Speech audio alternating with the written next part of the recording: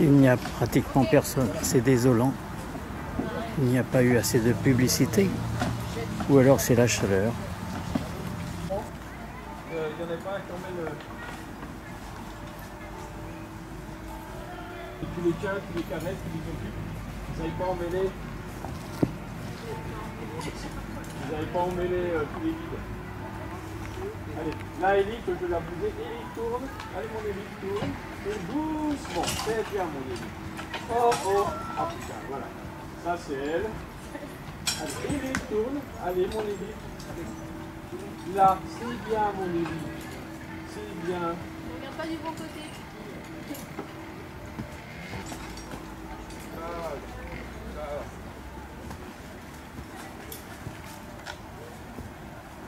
Bon, tout est fermé maintenant, mais... On va aller passer au-dessus. Bon, ben voilà. Tu vois? Eric, Oui. on a quelqu'un qui s'en vient là-bas, non? Non, mais Lars, il va s'en occuper de ça. Sûr?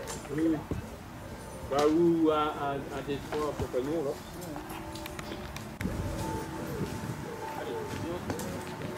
T'as croisé? Oui. T'as croisé? C'est bien. Allez, hop.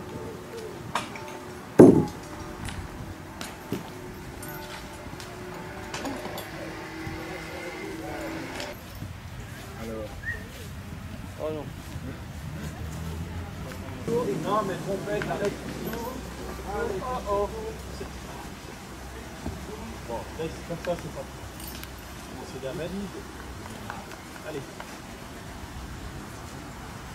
On va enlever l'hélicole.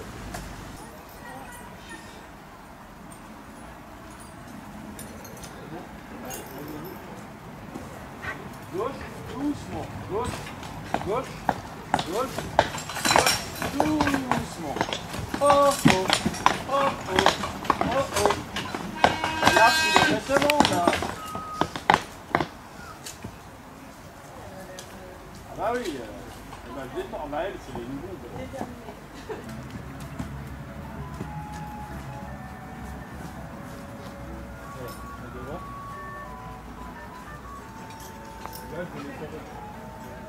Alors j'aimerais qu'il y ait le chat, peut-être qu'il si jamais tu laisses ça déconne, non mais recule, recule,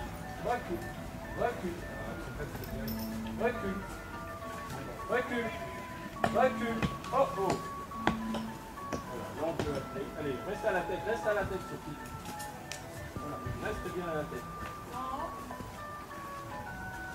Reste là. Non mais ça va être mieux que ça, hein. Reste là. Voilà.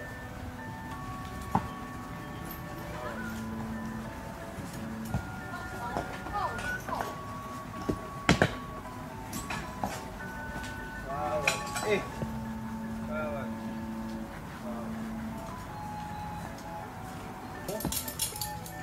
Oui, c'est bon. Ah bah les pépères. C'est des beaux chevaux. C'est des beaux chevaux. Ah, bon, alors là, tu fais attention que ton tête ne bouge pas. Je vais faire pivoter le dessous.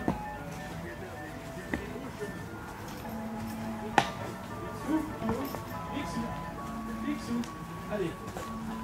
Picsou, tourne. Tu pousses, laisse pas avancer. Allez, Picsou, tourne. Oh oh, c'est bien mon Picsou. C'est un beau cheval. C'est un beau cheval.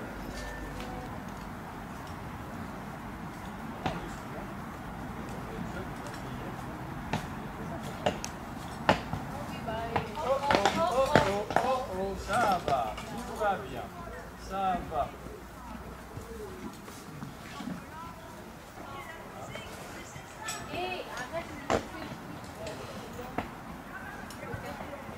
Alors regarde, Alexia, je vais voir quelque chose. J'ai dit que les guides bougent, il faut voler. Oh oh, oh oh, marche, doucement. Marche, c'est bien. C'est des beaux chevaux. Picsou, on se réveille. Allez.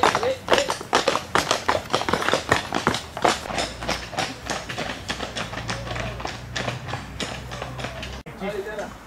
Allez, applaudis. Hop. Ouais,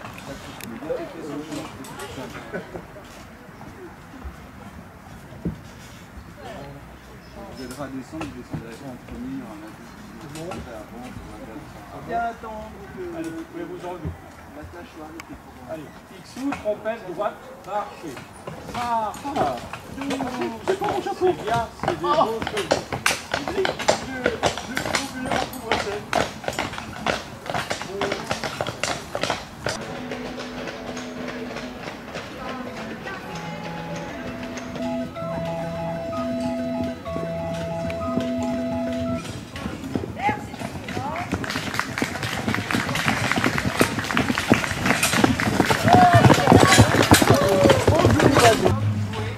Alors on va essayer de jouer comme à notre habitude.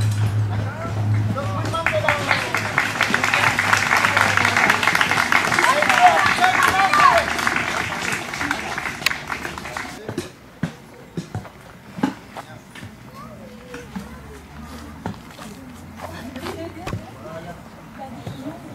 Nous sommes au temps des chevaux. Mesdames et messieurs, permettez-moi de vous présenter mes compagnons de route. Mais non, pas eux. Eux, je vous parle de mes chevaux. À la volée. Oh oh, oh oh. Eh oui, les chevaux, c'est du vent. À la volée, à gauche, Picsou de la Datinière, comme Normand.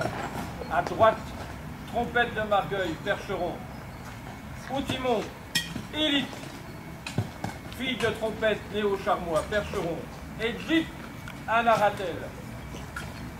Sage de croisement du pur sang arabe et de l'Ardennais. Et moi qui vous parle, appelez-moi Monsieur Louis, votre humble serviteur, le cocher, chef des écuries Beauchemin. Mesdames et messieurs, imaginez un instant, comme le disait ce grand monsieur Georges-Louis Leclerc de Buffon, imaginez la création de l'univers, la Terre. La Terre! Oh, oh. Une boule en fusion, des volcans crachant la lave de leurs entrailles, et puis le refroidissement et l'apparition de la vie à sa surface.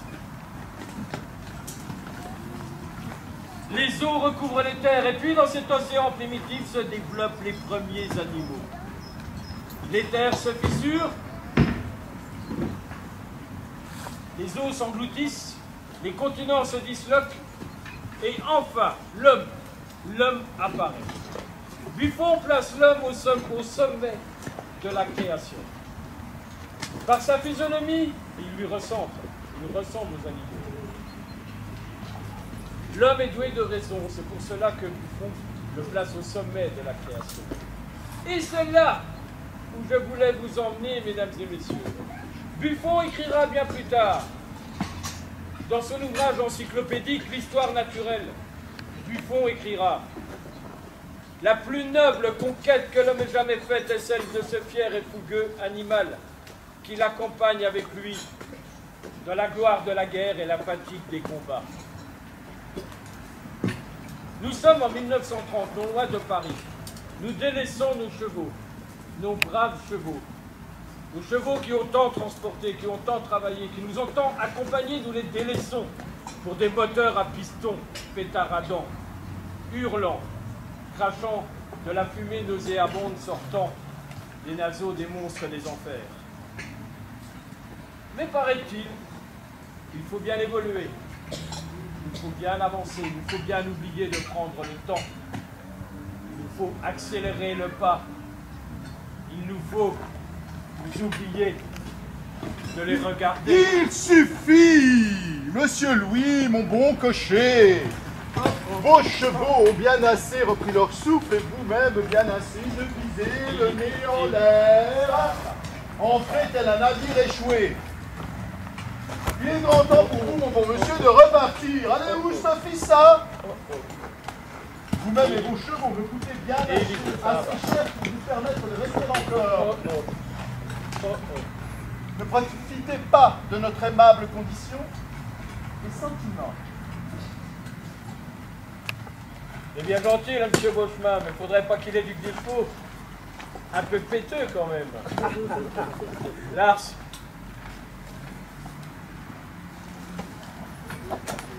Oh.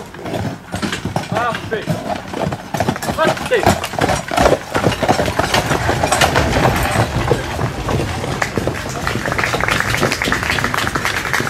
À présent que nous avons installé notre petit pique-nique dominical dans ce magnifique écrin de verdure, il est grand temps pour nous, je crois, les amis, d'honorer cette splendide bouteille de vin que vous nous avez apportée avec une si gentille délicatesse, mon cher Duval. Oh, mon cher Albert, j'espère qu'en ouvrant ce fameux cépage, résonne le bouchon aussi loin que sa renommée.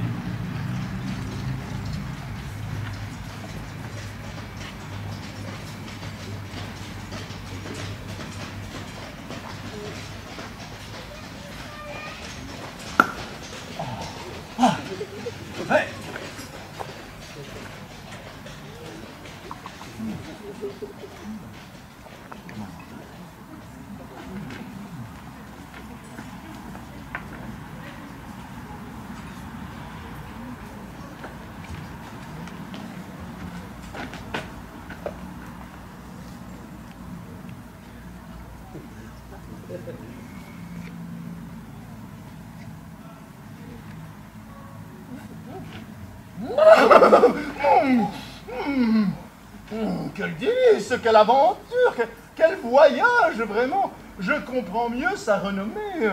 Mais dites-moi, mon cher Jean, parlez-nous plus avant de ce nectar divin. Mes chers amis, ce grand cru de Bourgogne mérite en effet d'être mis à l'honneur. Mais il vous suffira d'y goûter. Et après une attaque en bouche, goulayant, son bouquet vous apparaîtra des plus étoffés. Oui, oui, un grand vin. Mais s'il est aussi exceptionnel, c'est sans nul doute grâce au savoir-faire du vigneron. Et notamment grâce aux travaux réalisés en traction animale. Dans le souci de respecter l'homme, le cheval et la terre. La machine ou l'animal? Oui, le cheval, le cheval. Le cheval oblige l'homme à ralentir, à s'adapter à la terre, à prendre son temps. Le cheval devient un compagnon de labeur plus qu'un utile. Les vignerons aiment le silence retrouvé, le bruissement de la terre qui s'ouvre, le tintinnabullement des outils sur la clave. Alors que la machine modifie notre rapport au travail en voulant toujours aller plus vite, plus facilement, en voulant toujours plus, toujours plus. La machine ne risque-t-elle pas de nous faire oublier L'essentiel? Oui, l'essentiel, mon cher Jean, l'essentiel, vous l'avez dit. Vous n'y allez pas par quatre chemins, vous partez au galop. Gageons que l'avenir soit bien meilleur, que nous n'oublions rien. Mais regardez autour de vous, mon cher Jean, regardez. Pensez-vous sincèrement que nous n'ayons rien oublié? Paris se métamorphose sous nos yeux. Hier encore, le cheval était essentiel à Paris. On y comptait pas moins de 80 000 chevaux. On disait que Paris était la capitale d'Europe la plus martelée par le pas du cheval. La compagnie des omnibus, on comptait pas moins de 1000 percherons, des chevaux de trait venus d'ici et d'ailleurs et de bien au-delà. Et voici qu'en quelques années, on n'en compte plus que quelques centaines. La machine les remplace, les moteurs envahissent nos villes. Il n'y a quasiment plus de cochers dans Paris. On ne peut empêcher cela. L'avenir est en marche. Oh que oui, l'avenir est en marche. mais je mettrai toujours un point d'honneur à garder mes chevaux. La machine est en place? Eh bien, soit qu'à cela ne tienne, mes chevaux nous mèneront en balade, et cela chaque dimanche que Dieu fait. Et à ce propos, trinquons et buvons. Trinquons et buvons, à ce flacon faisons la guerre. Trinquons et buvons, mes amis, buvons donc. Trinquons et buvons, à ce flacon. La la la la la la la la la la la. Oh, mais qui voilà!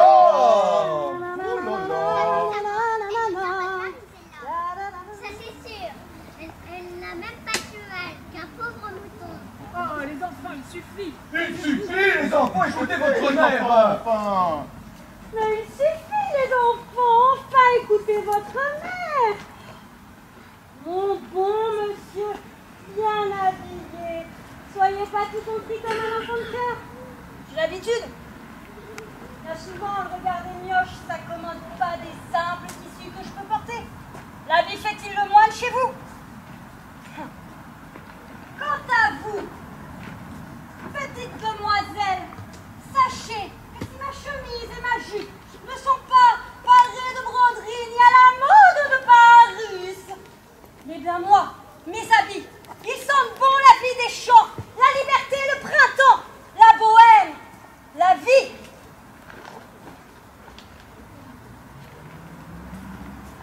Pas besoin d'artifice quand ici-bas, on a l'essentiel.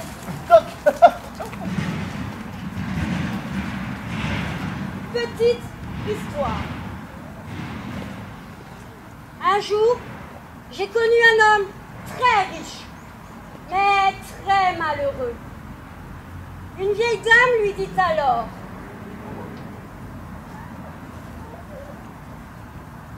si tu vois un homme heureux, très heureux, à prix d'or s'il le faut, achète-lui sa chemise et tu la porteras ensuite et à ton tour, tu seras heureux, très heureux. L'homme fit alors le tour de la terre pour trouver un véritable homme heureux. Parce que, bien souvent, les hommes, qu'est-ce qu'ils font les hommes? Eh bien, ils mentent, ou ils font semblant d'être heureux. Mais un jour, l'homme heureux, il est là, là devant lui. Oh mon brave, tu as l'air si heureux. Est-ce que tu as une chemise? Vends-la-moi donc, je te l'achète séant, je te la paye au prix d'une montagne d'or. Et là, le brave homme lui répond: ah ouais, mon petit gars, certain, moi t'as vu, je suis bien heureux, hein, bah, ouais, pour sûr, hein.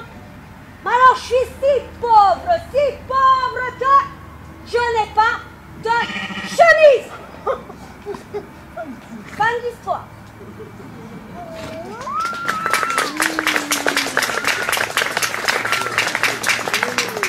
Je m'appelle Marguerite. Alors oui, je n'ai pas d'argent, mais mon habit et ma vie me plaît. Et si je passe par ici, c'est pour faire goûter ma petite brebis Colette. C'est une très jolie histoire, qui m'émeut au plus haut point. Je vous prie d'accepter, mademoiselle Marguerite, nos plus sincères excuses. N'est-ce pas? N'est-ce pas? Tout à fait. N'est-ce pas? Mais ainsi donc que vous menez votre petite Colette au pré. Mais dites-moi, Elle approuve. mais d'où venez-vous donc? Oh ben d'ici d'ailleurs, hein, moi j'ai pas vraiment d'attache. Mes petites sœurs et moi nous sommes du voyage, nous allons par-ci, par-là, par Mons et par Vaux. Mais cet endroit-là, il me plaît. Il fait bon y vivre.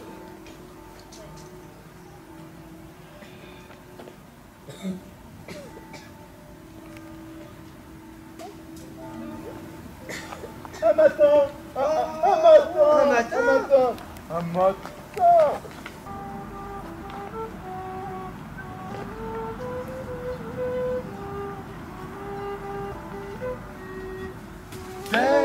matin, par mes grandes routes coutumières, qui traversent champs et vergers, je suis partie, clair et léger, le corps enveloppé de vent et de lumière.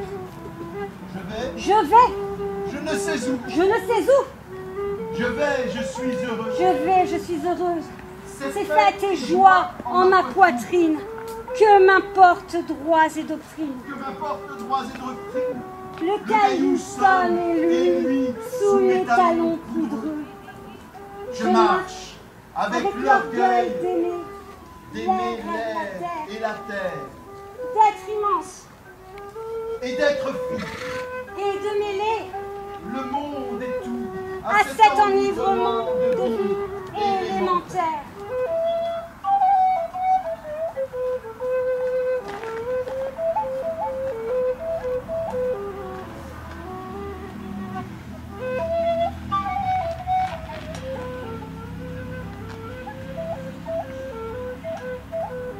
Oh, les pas voyageurs éclairs des anciens dieux. Je m'enfuis dans l'herbe sombre, où les chênes versent leurs ombres, et je baise les fleurs sur leur bouche de feu.